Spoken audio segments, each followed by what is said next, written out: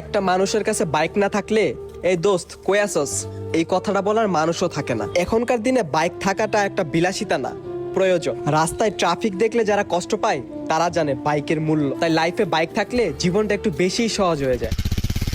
কি সুন্দর metro rail দেবেন যে। কিরে মামা, তোর লেভেল আর আমার লেভেল কিন্তু এখন ভাই এক না, বুঝোস নাই? সাবধানে কথা কবি আমার লগে, নালে কিন্তু গাড়ি একেবারে পাউন বেলামু face to face eye to eye. কি কস তুই? কি কই মানে দেওয়াস না বেটা, কি কিনছি? রয়্যাল এনফিল্ড বেটা, বুঝোস নাই? এখন তখন লগে চলার দিন আমার শেষ হয়ে গেছে, বুঝোস নাই? এখন খালি পাঁচার মধ্যে গার্লফ্রেন্ড নিয়ে ঘুরমু। কি কস তুই? কি কস? পাগল হয়ে গেছিস কেন?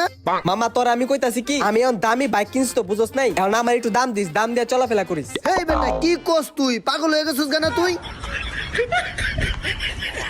কি রে, আমার বাইক আছে, আমার লগে সাবধানে কথা কবি, দাম দিয়া কথা কবি। হেই বেটা, উল্টা পাল্টা কিছু খাইছিস নাকি? যা, তোর লগে হুমুই না।